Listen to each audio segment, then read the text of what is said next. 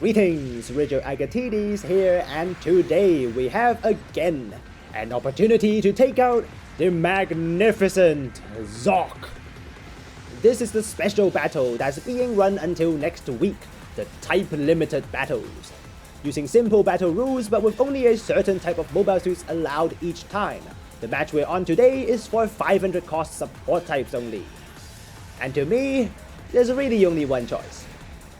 The Zock, as always, is the greatest support type the world has ever seen, but being in a support type only match actually means something more. It is one of the only ones with maneuver armor. Well, a slower version of it, but close enough. With shock dampeners, the Zock shrugs off any instant staggers like it's nothing, essentially maneuver armor without the maneuvering bit. No damage control, but is good enough to charge in for melee combos. Well, walking in to be precise. In this special battle, the Zock is doing what raid types do. While you don't have balancers, so you can't use thrusters going in. All it means is you start by walking in. Not a problem because shock dampeners doesn't need thrusters to activate. Once you get in, all that remains is a wide sweep with your heavy, long-reaching down attack. In fact, space it correctly and you can even get a charged shot, down attack, uncharged shot, second down attack combo for devastating damage. You will grab a lot of attention doing that, but in the end, you're always the one T-posing over your opponent.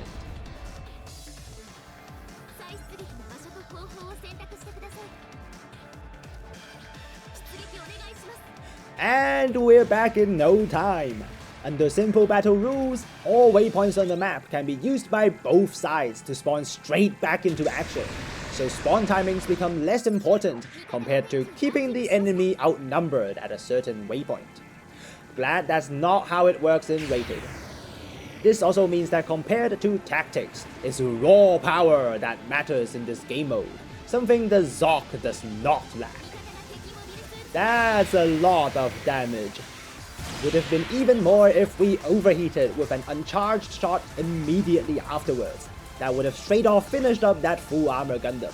Missed opportunity. The weapons on the Zock are simple, and I've covered them quite a lot of times previously in other videos, so I'll just graze over them this time. Main damage is on the quad mega particle cannons. Charge it up for a stagger and a painful shot at long range, or spam them uncharged for stagger accumulation and raw damage. Stagger at the ready, we just need the opening to land a good damage combo. Teammate gets the down off, and here's your Zock down sweep. While the Zock comes with 0 melee strength, the Iron Claw is surprisingly powerful thanks to the scarily high base attack. I wonder what happens if we put on melee pass. Launching melee attacks on the Zock in this game mode is certainly an experience you rarely get, but don't get too carried away. You're a support type after all, and most of your damage is on your yellow beams of death. Other than the main quad particle cannons, the other big part of your damage depends on the other yellow beam, the Phonon Macer Cannon. While it looks like one of those Doom lasers, its charge time is not as long as you think. At only 4 seconds, it's the same as a Gelgoog beam rifle. That's the full armor Gundam thoroughly cooked. We confidently walk up with our shock dampeners and superior health, just to take a real Doom laser in the face. Ow! Well, that laser might have hurt us a lot, but on the bright side, if it hit our teammate instead, there's no chance they'd make it. Every shot tanked on the Zock means letting a teammate live, and the generous Zock is more than happy to do that. Speaking of which, the White Rider that just blasted away half our health in one shot was one of the suits to be buffed in the latest patch. And saying the buffs were huge would be an understatement, because they just reduced its Death Laser cooldown by 25 whole seconds. Not stopping there as well, after the cooldown reduction is also followed up by a 5-second cut in charge time. So you're seeing a Death Laser 30 seconds sooner every time. Happy days. Not sure if I like that change. You can buff everything else on the White Rider, which they did, and is probably a good idea. But the Death Laser? Not so much. With our team having control over the surface, the enemy is now forced underground. Don't get too cocky though, in a simple battle anyone can spawn anywhere. It certainly helps to have enhanced radar level 2 to spot from 450 meters away. Oh god, it's the White Rider again. This is why I don't think the cooldown and charge time reduction is a good idea.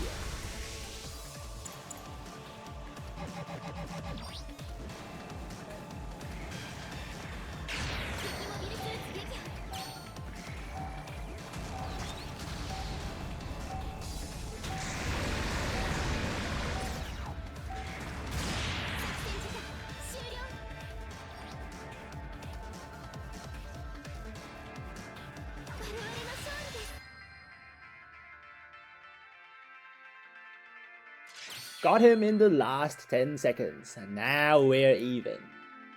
Or maybe not.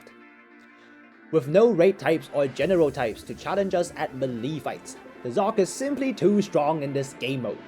Shock dampeners combined with the superior base stats lets you win all the brawls, while the simple battle rules just skip the hardest part of being in the right spot. Haven't tried using it at the other costs, but with Zock's level 1 to 4 ranging from 450 to 600, the chances of getting the right cost is pretty high. And you don't always get to play the Zock so aggressively, so don't miss out on this opportunity if you're also a fan of the greatest support type of all time. That's it from me today, latest.